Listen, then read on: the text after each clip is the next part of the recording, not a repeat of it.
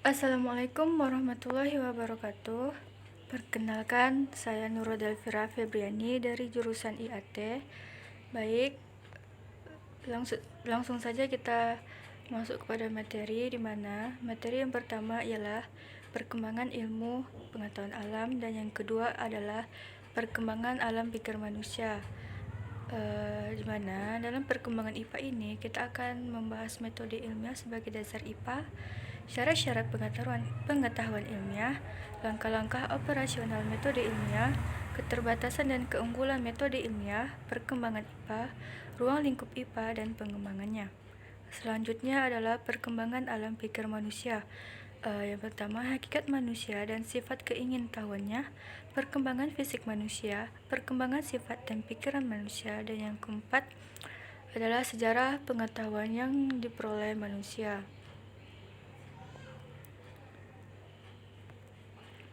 Nah, sebelumnya kita harus tahu apa itu ilmu pengetahuan alam.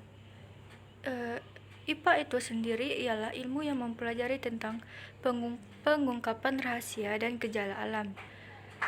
Apa saja syarat-syarat suatu pengetahuan dapat dikatakan sebagai ilmu? Nah, apabila pengetahuan itu logis, objektif, metodik, sistematik, dan universal. Selanjutnya, metode ilmiah sebagai dasar IPA. Oke, pengertian IPA sudah kita bahas, dan selanjutnya apa itu pengertian metode ilmiah? Metode ilmiah ini adalah suatu cara yang digunakan oleh para ilmuwan untuk memecahkan suatu permasalahan, di mana langkah-langkahnya sistematis, teratur, dan terkontrol. Selanjutnya, syarat-syarat pengetahuan alam seperti yang kita bahas pada awal tadi ya. Untuk pengertiannya bisa dibaca teman-teman. Oke, next. Langkah-langkah operasional metode ilmiah. Yang pertama, melalui penginderaan, sehingga hanya sesuatu yang dapat diindra yang dapat diselidiki oleh ilmu ilmiah. Yang kedua adalah perumusan masalah. Masalah tersebut harus jelas batasannya, sehingga mempermudah jalan dalam pencarian data. Yang selanjutnya ialah hipotesis, yaitu dugaan sementara yang ditaksir merupakan jawaban dari suatu pertanyaan dan dibuat berdasarkan pengetahuan, berdasarkan eksperimen yang disertai data dan fakta. Selanjutnya ialah eksperimen. Eksperimen itu uji coba ya.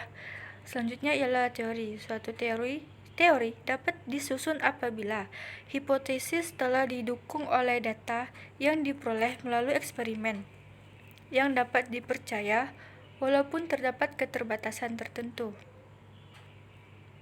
Selanjutnya, keterbatasan dan keunggulan metode ilmiah. Keterbatasannya yang pertama, data dikumpul melalui pengamatan panca indera yang memiliki keterbatasan sehingga akan mengakibatkan kesalahan data. Yang kedua, tidak dapat menjangkau kesimpulan dengan baik.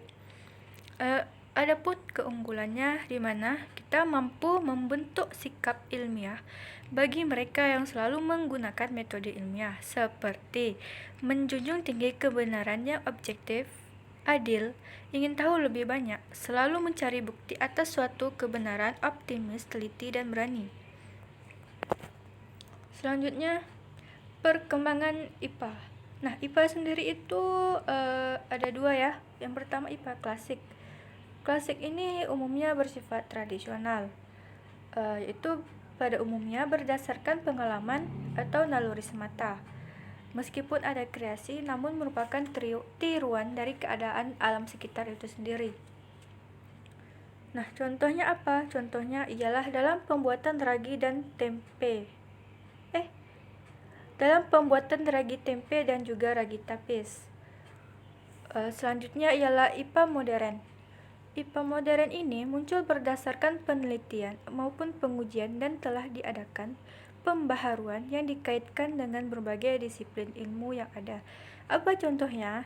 Contohnya ialah dalam pemanfaatan energi matahari untuk kegiatan yang berkaitan dengan listrik rumah tangga, yaitu dalam pemanfaatan foron untuk menimbulkan elektron, karena perbedaan panas sehingga terbentuklah sel pembangkit listrik. Selanjutnya, ruang lingkup IPA. Nah, apa itu ruang lingkup IPA? Berdasarkan beberapa argumentasi, ilmu pengetahuan dibedakan atas dua, yaitu ilmu pengetahuan sosial dan budaya dan ilmu pengetahuan alam. Oke, bisa dibaca ya teman-teman untuk mempersingkat waktu. Selanjutnya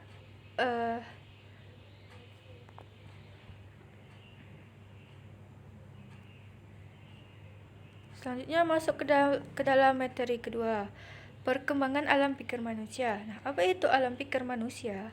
Alam pikiran manusia mengenai 3 hal, yaitu sensasi, persepsi, dan memori. Sensasi itu ialah hal pertama yang diterima oleh penginderaan yang menghubungkan organisme dengan lingkungannya. Persepsi ialah pengalaman tentang objek. Memori ialah sistem yang sangat berstruktur, sesuatu yang menyebabkan organisme dapat merekam realitas di lingkungannya. Selanjutnya, hakikat manusia dan sifat keingintahuannya. Nah, manusia itu kan makhluk ciptaan Tuhan yang paling sempurna, di mana manusia ini saling membutuhkan satu sama lain. Dan manusia merupakan satu-satunya makhluk yang mengembangkan pengetahuan secara bersungguh-sungguh. Rasa ingin tahu mendorong manusia melakukan berbagai kegiatan untuk mencari jawaban atas berbagai persoalan.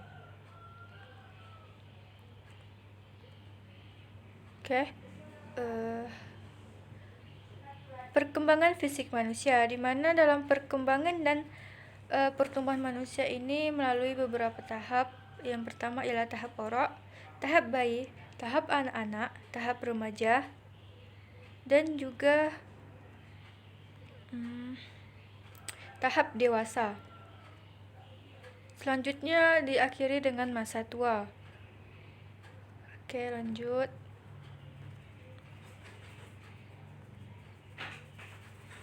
Perkembangan sifat dan pikiran manusia.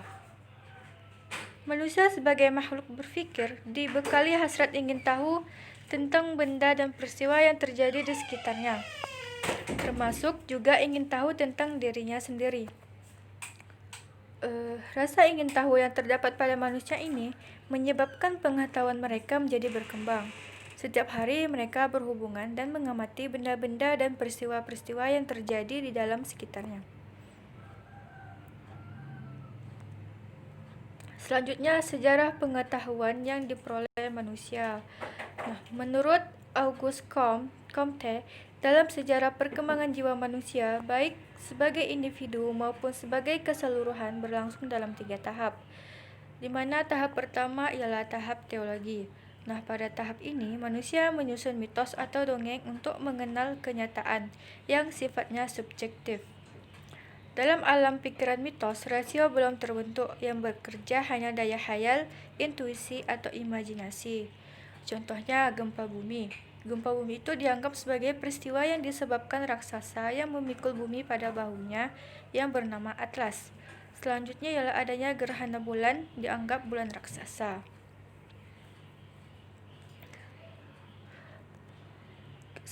Tahap selanjutnya ialah tahap filsafat. Pada tahap ini, rasio sudah terbentuk tetapi belum menemukan metode berpikir secara objektif. Pada tahap filsafat, manusia sudah memisahkan dirinya dari peristiwa yang sedang terjadi dengan memandang kejadian alam di luar dirinya. Pada tahap ini, manusia sering melakukan trial and error dalam hal pemenuhan rasa ingin tahunya. Oke, contohnya bisa dilihat. Selanjutnya, tahap positif, di mana manusia telah mampu berpikir secara positif atas dasar pengetahuan yang telah dicapainya, yang dikembangkan secara positif melalui pengamatan, percobaan, dan perbandingan. Berikut ini perkembangan pengetahuan manusia dari zaman purba sampai zaman modern. Yang pertama, zaman purba. Alat dan batu, masa bercocok tanam dan beternak merupakan pengalaman dan kemampuan untuk mengamati alam sekitar.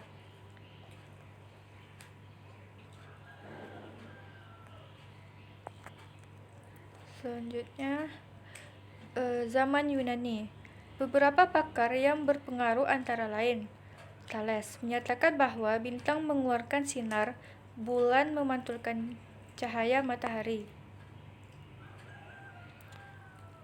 Yang kedua ialah Pythagoras menyatakan bahwa bumi ini bulat yang terdiri dari 4 unsur utama, yaitu air, api, udara, dan tanah. Selanjutnya, Socrates dianggap sebagai tonggak ilmu pengetahuan Yunani, penganut paham logika, dan sebagai pemula penyelidikan kehidupan manusia. Yang terakhir ialah Aristoteles menyatakan bahwa silogisme satu pikiran yang terdiri dari 3 premis.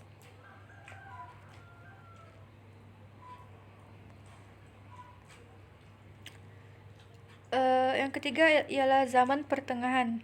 Itu dikembangkan metode eksperimen menyangkut bidang kedokteran, farmasi, astronomi, kimia, dan biologi.